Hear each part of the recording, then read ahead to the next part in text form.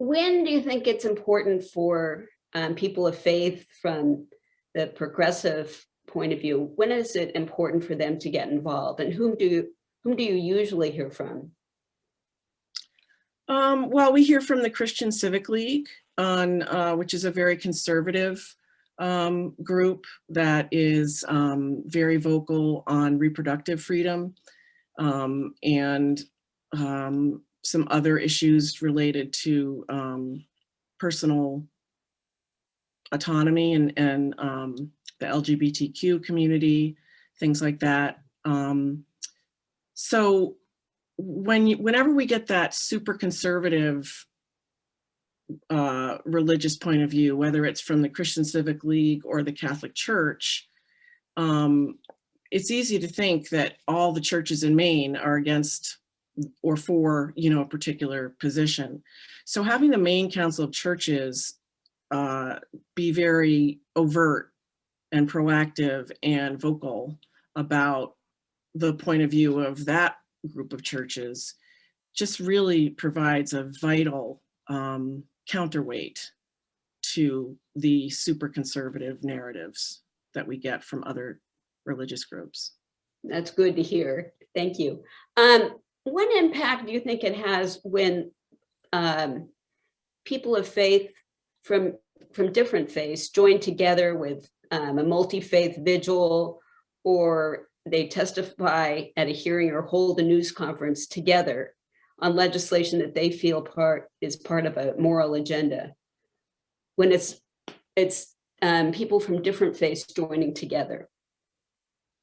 Well, I find it powerful because it's always important for our bills and our issues that we're debating in the public arena. It affects different people in different ways sometimes. So for diverse groups to come together and take a single position says a lot about how the public policy is going to affect a broad group of Mainers.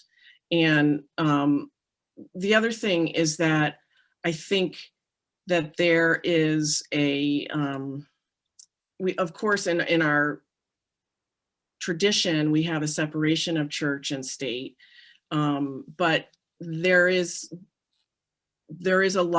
still a lot of moral values packed into our public policies.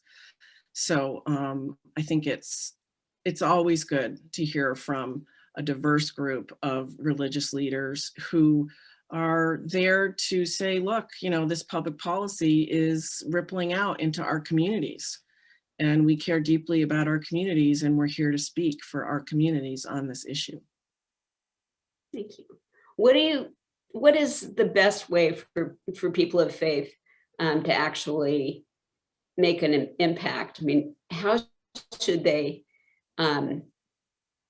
be coming to hearings, contacting legislators directly? What do you think is the most effective? Well, coming to hearings is always effective, especially if your particular legislator is on the committee where the bill is being heard. And I think even if your legislator is not on that committee, I think it's really important for you early on, if possible, to just reach out to your legislator, your state rep and your state senator, and just introduce yourself, even if it's over the phone or in an email, and just say, I'm passionate about issue X, Y, or Z, and please consider me a resource. If there's anything I can testify on, please think of me. And thank you for the work you do, and feel free to call on me if I can be helpful as you're doing your work in your session. And the thing about the Maine legislature that I think people don't necessarily really appreciate is that we are all more or less volunteers. We get paid very little, and it's a huge time commitment. And as a result, we actually don't have many gatekeepers. If you want to talk to me, you just call my cell phone and I just answer it, and I love that when constituents just call. So leadership positions usually have a little bit more staff, a scheduler and a communications person and that sort of thing. But for the most part, Maine legislators are just your neighbors. And we're always happy to hear from the people we represent, no matter what it is. Of course, it's important to be respectful and polite and all that, and try to be constructive.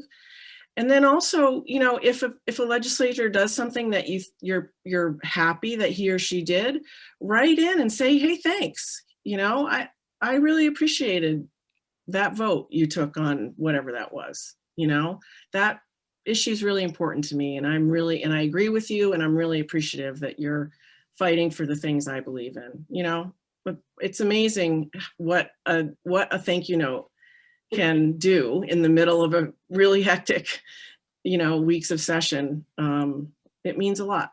So it's, you know, we're just regular people. So just reach out. So that's important, so important to hear. Thank you so much, Senator Breen. It's been great talking to you. Thank you. And thanks for all that the Maine Council of Churches does.